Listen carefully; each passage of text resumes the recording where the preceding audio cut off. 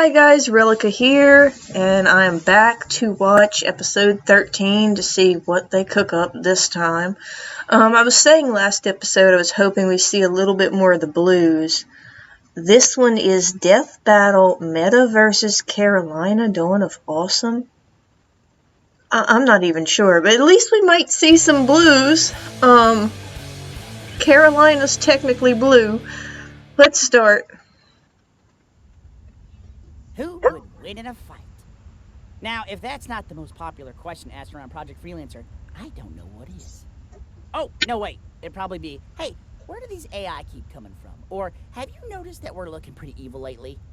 Anyway, there's been plenty of action-packed punch-outs and kick-ass karate matches over the years, but we never really saw a matchup between two of our heaviest hitters, Carolina and the Meta. Let's see if we can do something about that. Can't wait to see this.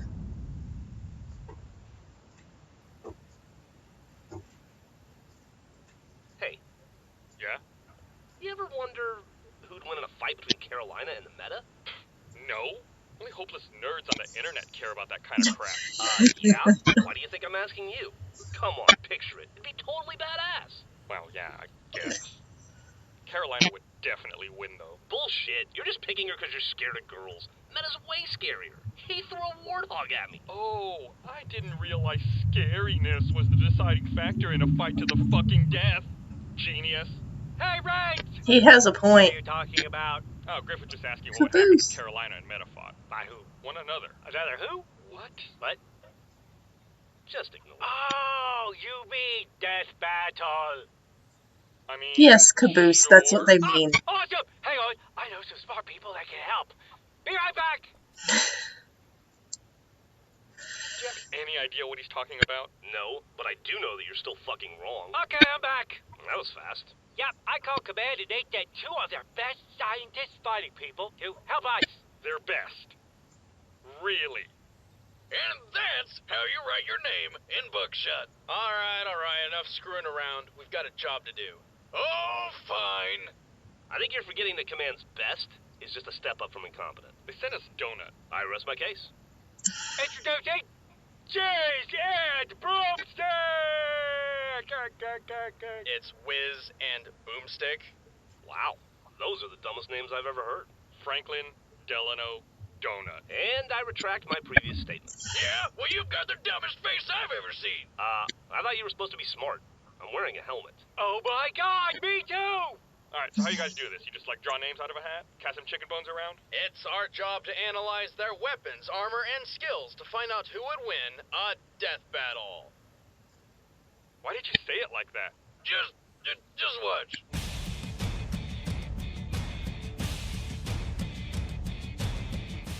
Before there was Red versus Blue, there was Project Freelancer. The Freelancers were highly trained soldiers with experimental weaponry and a mission hello, so Tex. secret, not even they knew what it was. Kinda stupid in hindsight, but these were true soldiers. The biggest and strongest of them all was Agent Maine. Maine was the muscle of the team, relying on his brute strength, wrestling styles, and his unwavering ferocity to intimidate and crush his foes. While Yeah, he Maine likes is carrying kind an of scary. M6G Magnum pistol into battle, he really likes a certain alien grenade launcher he stole. The Type 25 grenade launcher, aka the Brute Shot. I mean, seriously, look at this thing. It's got a blade and can fire up to 4 rounds in 3 seconds. Let's test that, shall we? Hey, that's mine! Give it back!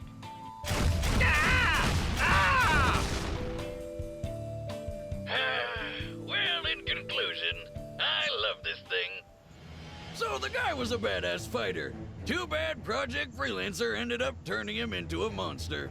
Long story short, the director of Project Freelancer received a rare artificial intelligence for testing. The director imagined an army of super soldiers paired with AIs, but he could only get the one. Being the resourceful scientist he was, the director decided to torture the AI, forcing it to separate its raw emotions into multiple personalities to save itself. These personalities were captured as individual AI fragments remember and that. paired with different freelancers. Trust me, that's science. He was a Maine given bastard for Sigma, doing the that. AI fragment representing ambition and creativity. And apparently, being creative means you're fucking evil. Desperate to gather his fellow AI fragments and reform into a perfect AI, Sigma manipulated and brainwashed Maine, turning him into the murdering psychopath known as the Meta. The Meta went on a rampage, betraying his fellow freelancers and stealing their AIs. He was like the Predator, but bigger, meaner, and with tons of overpowered equipment. His domed energy shield creates a nigh-impregnable force field. It can block bullets, explosions, and even shells from tanks. Allow us to demonstrate. Damn. Here's Griff inside an energy shield. Yeah, so? And here's a tank operated by Caboose. And what could go wrong? No. Oh my god. Bring the whole in one. Whew. Let's try that again, Blue Buddy. Yes, sir, Captain Notepad. Huh? Wait, it ran out of... Ah! Now, if What the can energy go wrong shield had indeed? been there, Griff would have been fine. Wow. Science is fun. I've said it for years. As if that weren't enough, the Meta's active camouflage turns him practically invisible. His strength boost enhancement grants him, well, super strength. And most impressively, his temporal distortion device can slow time to a crawl. He can turn invisible and stop time? This guy sounds unstoppable. Unfortunately, running so much equipment alongside so many AI fragments consumes a lot of power. But that hasn't stopped him from killing several freelancers and stealing 7 other AIs. Not to mention, the dude can take a hit and keep on going, even when that hit is taking 9 shots point blank to the neck. Man, and I thought my voice made my throat hurt. No wonder he never talks. The only thing that could stop him was when a couple of idiots stabbed him in the chest, tied him to a car, and threw that car off a cliff into the freezing ocean. But let's be fair, Wiz. That's a pretty fucking hardcore way to go.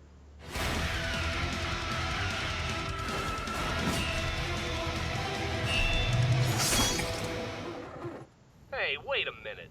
Where'd you get all this footage? Have you been spying on us? Don't worry about it. Leading the troops of Project Freelancer, Agent Carolina was supposedly the best of the best. She commanded the team through many successful missions, mastered several martial arts, and her top spot on the leaderboard seemed untouchable. Until a mysterious stranger showed up out of the blue and ruined everything. But we'll get to that later. Carolina carries a wider variety of weapons than most freelancers. Over the course of her career, she's favored the standard Magnum pistol, dual plasma rifles, a grappling hook which can operate in outer space, a humbler stun device which is basically a shock baton, and a long-range BR-55 battle rifle. It's not as flashy as a shotgun, but it's got an impressive range of over 3,000 feet. Ow! Why me? It just feels right. Like many other freelancers, Carolina also possesses an AI companion. Several, actually, but for this matchup, we'll be focusing on the time she spent with Epsilon, the memory of the original Alpha AI the director fragmented. It's also known as Church. Like the other AI fragments, Epsilon experiences time 205 times slower than a human being, and therefore drastically speeds up Carolina's thoughts and reaction time. Too bad he's kind of an asshole. And by kind of, I mean that's basically his thing. Guys, I'm an asshole. In her post-freelancer career, Carolina made it her mission to track down as much experimental armor equipment as possible. And let me tell you, she did a pretty damn good job. Like Maine, she managed to acquire the domed energy shield, but also picked up adaptive camouflage, a speed boost, and a healing unit. Unfortunately, just one AI fragment isn't enough to run all of this equipment at once. In battle, if Carolina's not careful, she can accidentally push Epsilon too far and essentially short-circuit him. Yeah, for a leader, she's kind of hot-headed and super competitive. Like when Agent Texas joined the freelancer crew and started showing her up, Carolina started making a lot of stupid mistakes. There's a lot going on here. Turns out the director was Carolina's father all along, and Tex was actually the AI fragment memory of his deceased wife. Meaning Carolina's greatest rival for her father's approval was actually her own mother. Wait, what? You're making that up. You guys didn't Nope. know that? That's Where's canon. Ben? Pay attention. Yeah, seriously, guys, it's like super obvious. Huh. Suddenly everything makes a lot Said more sense. Caboose. Fuck, dude. Remember when all we used to do was stand around and talk? Yeah, good times. Good times. Ow. Still love this thing. Regardless, Carolina is one tough woman. She's defeated several other freelancers, saved an entire planet from civil war, and once blocked the shockwave of a nuclear explosion. She and Epsilon were even skilled enough to track down dear old Dad after he went into hiding, just to help him kill himself. Jeez, that got dark real fast. Also canon. I'm your true warrior. All right, the combatants are set. Let's end this debate once and for I'm all. actually kind of conflicted on this. Oh, yeah. It could go either way depending on the circumstances. I mean, Carolina is hot-headed. I don't know if Maine even really has emotions much anymore. He's kind of just this killing machine. So, I don't know if he has too many quote-unquote human weaknesses you could exploit.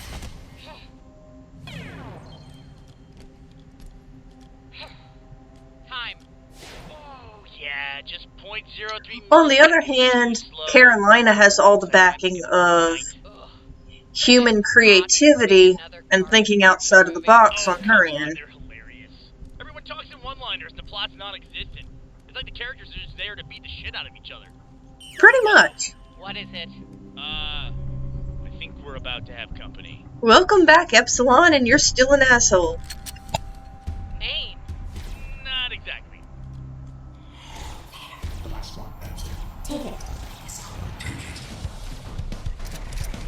You know, it's really tragic what happened to this poor guy. I really do feel bad for Maine.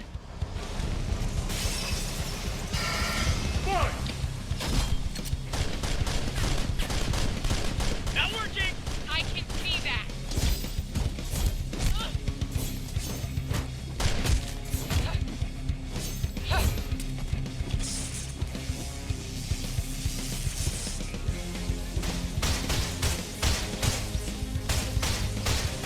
She is beating the crap out of him.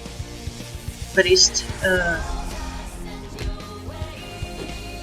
Oh, I like the song.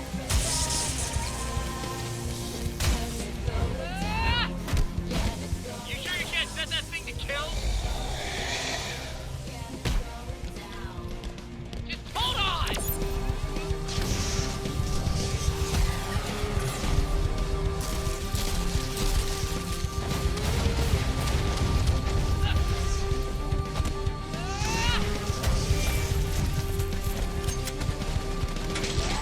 I love how these guys get beaten to hell and they don't even flinch. Church, where is he? Oh god, he pulled a locust. Your left!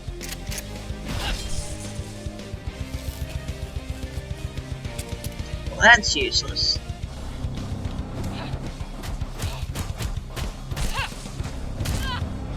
Yeesh.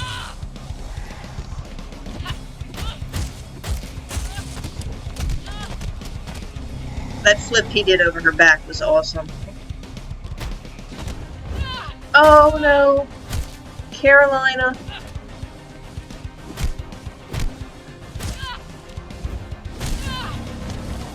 Church, I need armor enhancement. Which ones? All of them. That doesn't seem like a good idea! Don't question Carolina. Shit.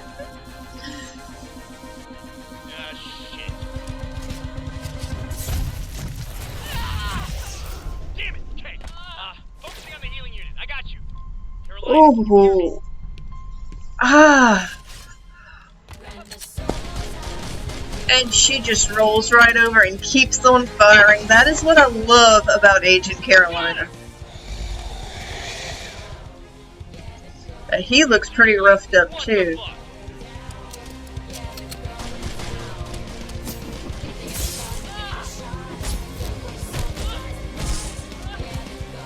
Hey, wait.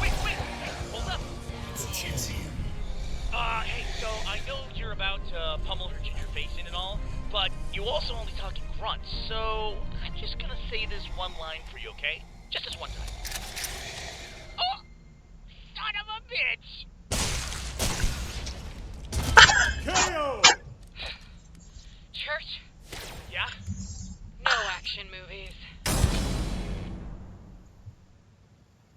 Holy shit! I know! He did not even have a head under his helmet! He was a ghost the whole time! I told you! Like Bruce Willis.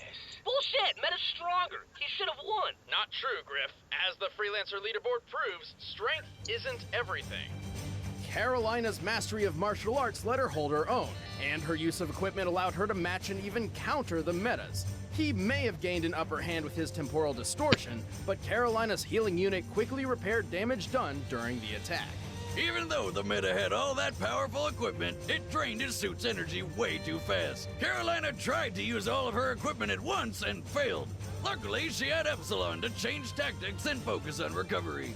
Which brings us to what is perhaps the most important factor of the fight, the relationship between Freelancer and artificial intelligence. Yeah, I was gonna say Meta was teamwork brainwashed won and this fight. manipulated by 8 different AI, effectively filling his head with an unintelligible mess of voices and commands. In contrast, Carolina and Epsilon worked together as partners with a mutual trust, both capable of making judgment calls to make up for each other's weaknesses. Whatever. I still say it should have been the meta. Says the guy who can't tell the difference between a car and a Puma. Well, look at the reds and the blues. Comparison.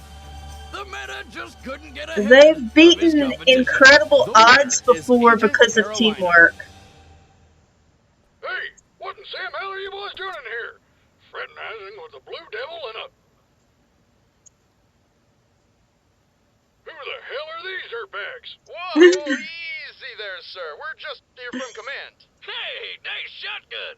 Interstars. I like the cut of your jib. Well, what do you know? Someone who has an eye for the finer things in life. Oh, you better believe it. You know, you remind me of someone. Almost like the son that I never wanted. Oh, that's funny. I was about to say you're like the pappy I never had. When I was a kid, he ran out on us to join the army and never came back. Huh. Well, how about that? Time to move along, I guess. Nothing to see here. Doop, doop, doop. Doop, doop, doop. Oh my god. What a nice guy.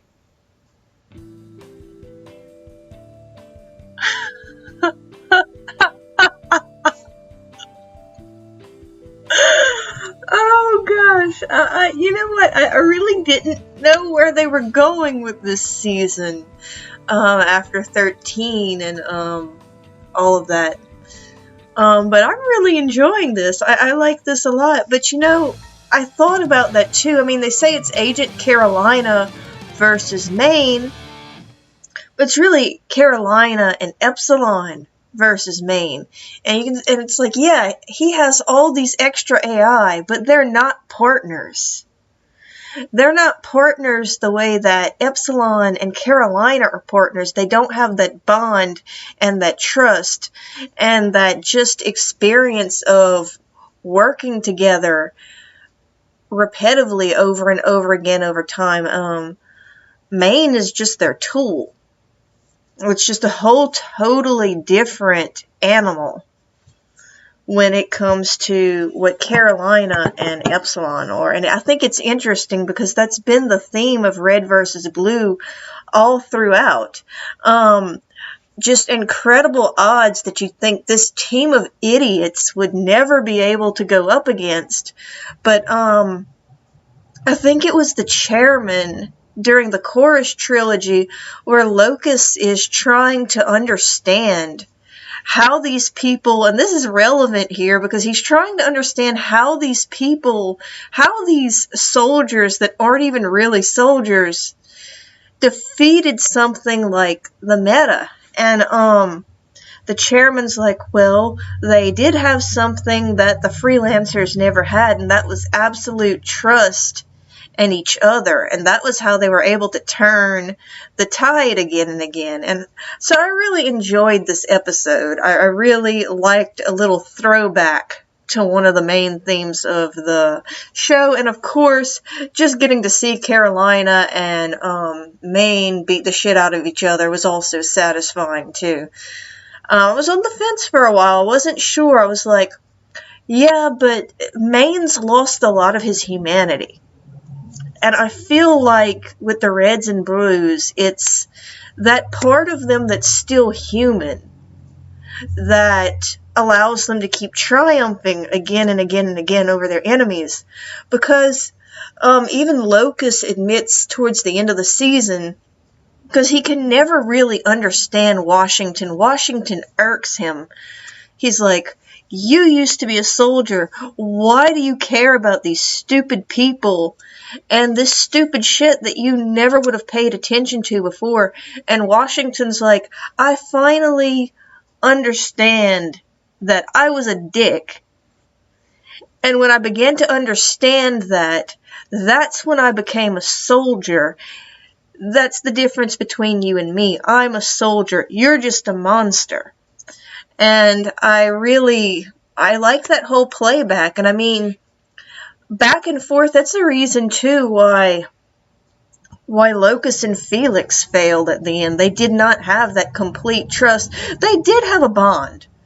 They did definitely had a bond. They had that, just years and years of being partners together and, well, kind of hating each other's guts, but still having no one but each other, but they still just didn't have. At the end of it, they did the mutual respect they had, I feel, just wasn't enough to trump the mutual respect plus trust that the Red and Blues had in each other. And trust is so essential for any kind of team. In real life too, if you don't trust your associates, it generally just doesn't go as smoothly. And if you don't believe in each other, it falls apart. And eventually Locus became conflicted and he stopped believing and stopped following Felix and listening to his bullshit. Not sure what Locus believes in, if anything, at the point where they left off. I guess he believes in himself. Maybe. A little bit. He did acknowledge that Washington was right towards the end, so that's a start. But anyway, I know I went off on a bit of a tangent, but I was really so happy to see that reintroduced in this episode, because it's one of the things that I truly love about Red vs. Blue, and what kept me coming back for all the earlier seasons, just to see. Because, I mean, who doesn't like seeing the underdogs, totally beat the odds? Everyone is expecting them to fail, and then they don't. They end up blowing everyone away. But, anyway, before my ADD goes on for too much longer, I'm going to go ahead and close out this episode, and I will see you in number 14.